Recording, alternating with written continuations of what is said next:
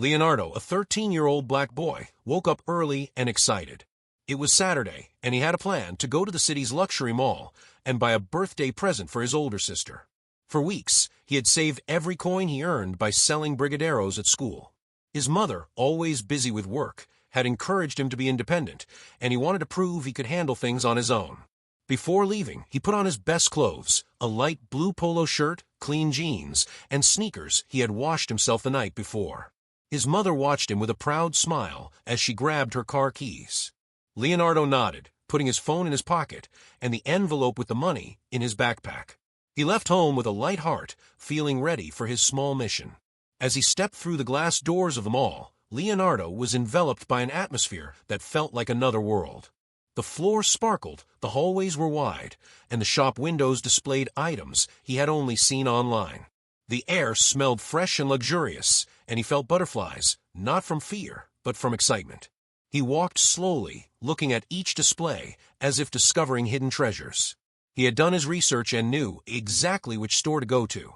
The perfect gift was there, a floral design makeup kit his sister always mentioned. With the address in mind, he walked confidently to the boutique on the second floor, ignoring any curious glances around him. The store had white walls, soft lighting, and classical music playing in the background. Leonardo entered cautiously, greeting the clerk at the counter with a shy smile. She didn't respond.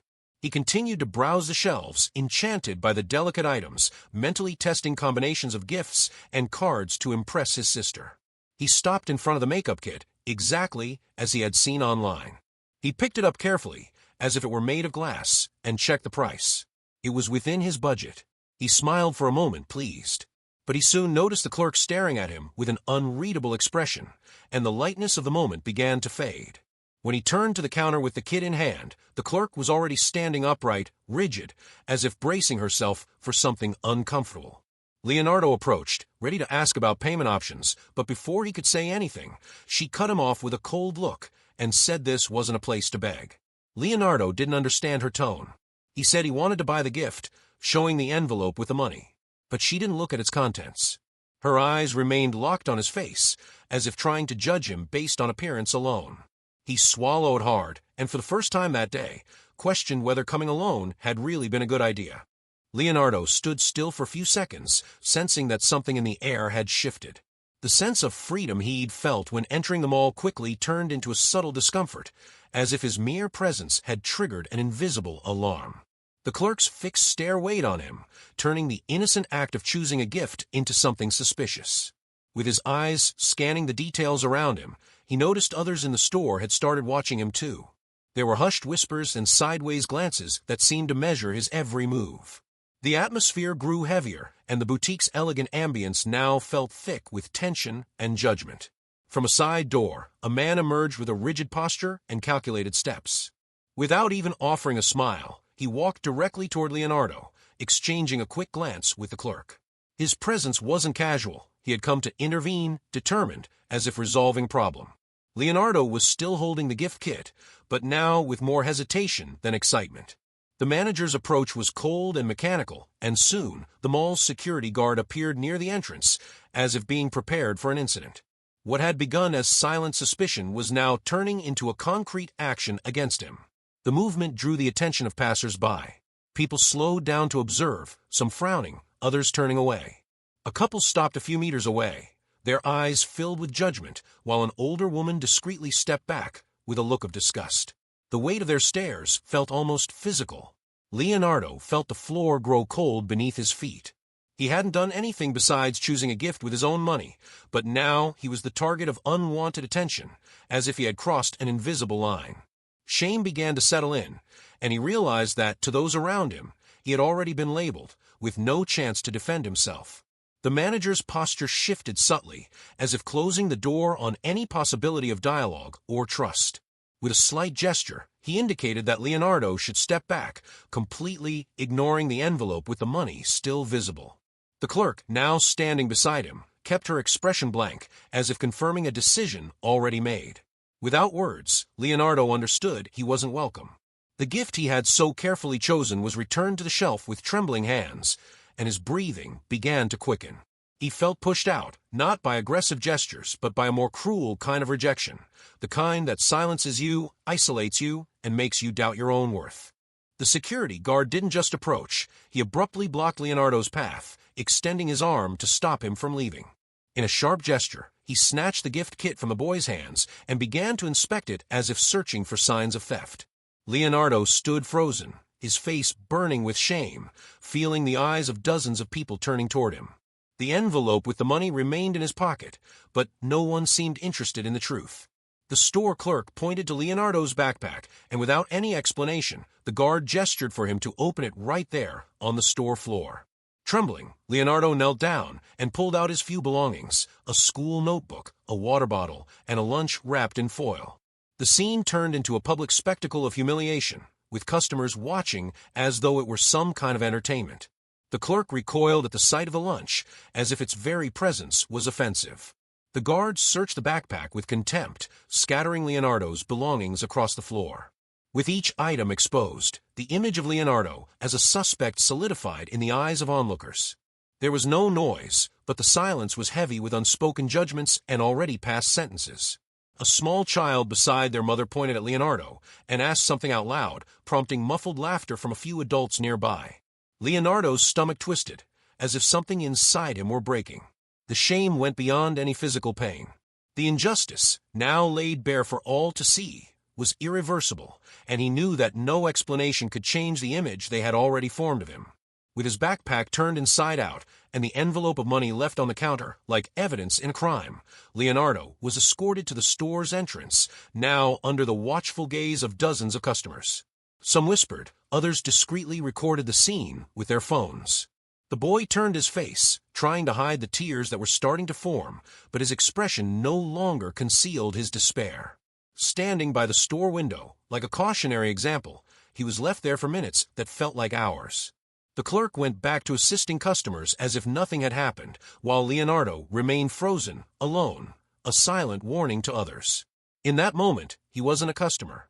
He was a distortion, a symbol crafted from prejudice and contempt. Without any explanation or justification, Leonardo was taken to a small room in the back of the mall. The door closed behind him with a harsh click, and the silence inside was more oppressive than the crowd's stares. The room was cold, windowless, with white walls and a single plastic chair in the center. He sat down slowly, trying to breathe, but the feeling of suffocation only intensified. There was no one beside him, no voice speaking in his defense. All that remained were the echoes of laughter, the heat of accusing eyes, and the weight of being seen as something he never was. The envelope of money was still on the store counter, forgotten, just like his dignity. In that moment, he felt not just humiliated, but invisible in a system that treated him as guilty simply for existing. Leonardo remained alone, curled up in that cold room like a forgotten object. The muffled sound of footsteps outside did nothing to break his solitude. It only deepened the anguish of not knowing what awaited him next. Each second was a vivid reminder of his humiliation, of the absence of support, and of the cruel certainty that, to the world outside, he was just another disposable face. His hands trembled, not from physical fear, but from emotional exhaustion from being reduced to silence. His body was there, but his mind drifted between memories of childhood with Rosa and questions about why everything always seemed harder. A strange, heavy weight pressed on his chest, as if something from the past was reaching across time to find him. From a hallway, the footsteps changed, firm, decisive, but different from anything he had heard before.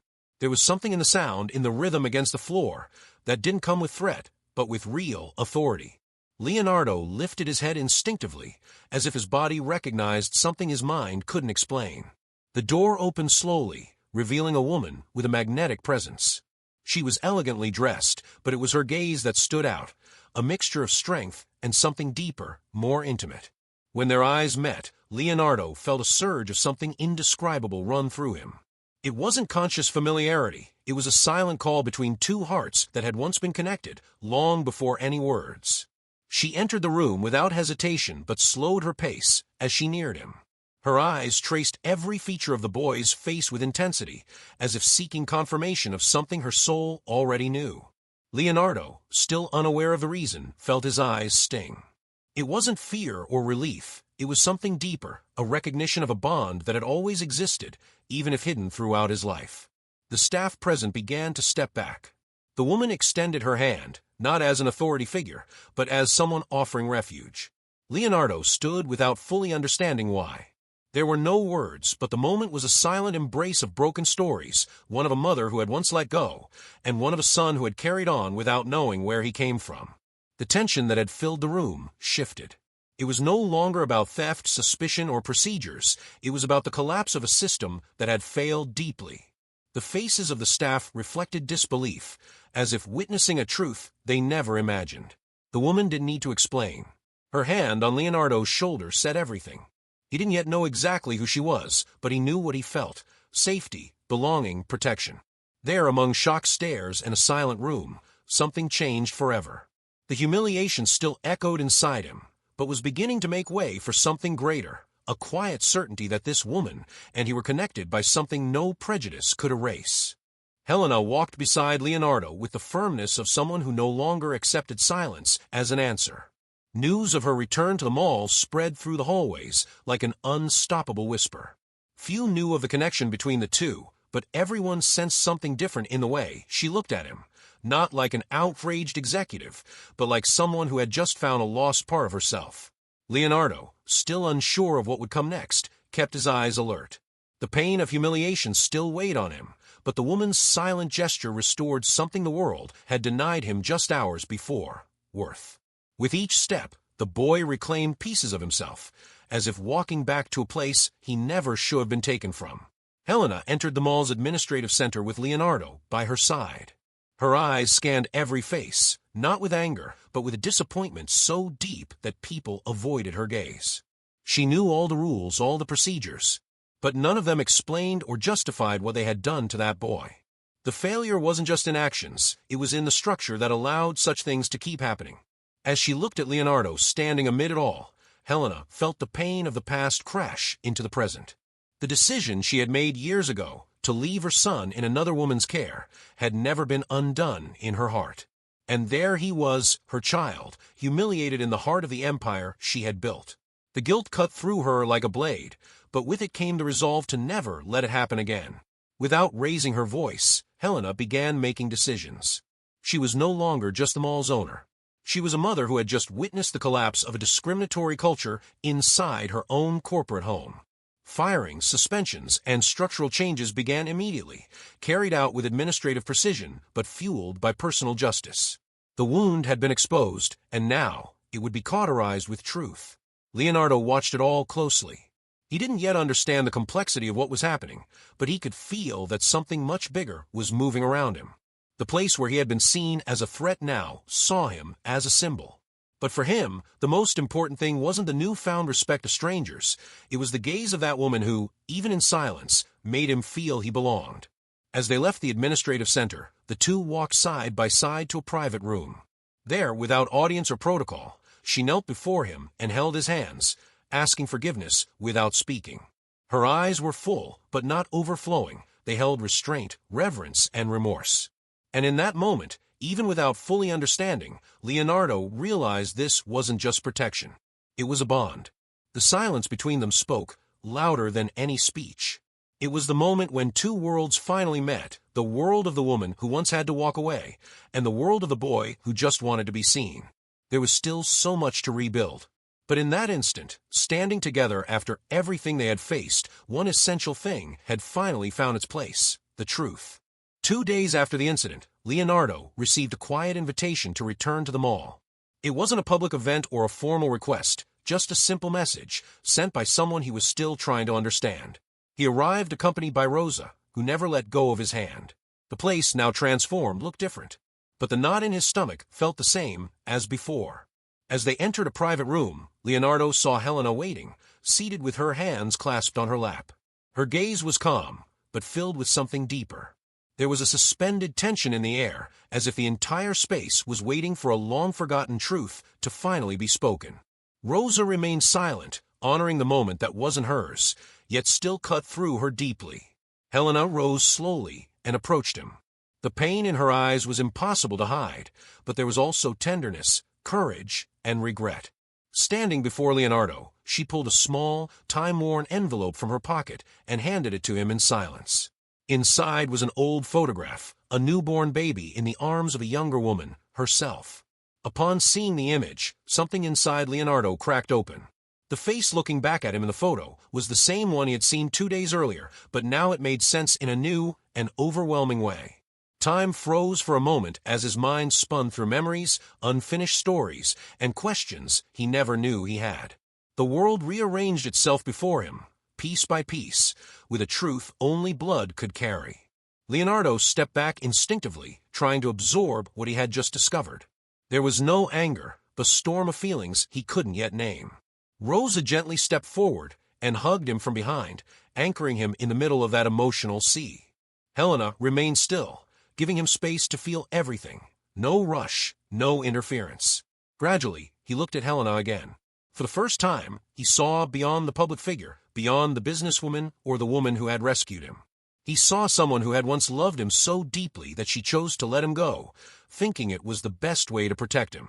The pain of abandonment blended with the understanding of sacrifice, and what emerged wasn't forgiveness, it was a beginning. That same afternoon, Helena held a quiet meeting with all mall employees. Alongside Leonardo and Rosa, she explained that major changes were underway.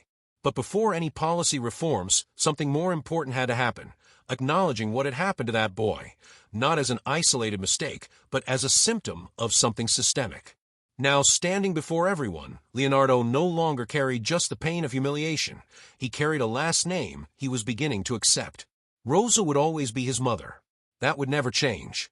But now he also knew where he came from, and more importantly, where he wanted to go. On this new path, there was space for scars, but also for growth, belonging, and voice. Subscribe to the channel to watch the next story that will bring tears to your eyes. See you next time.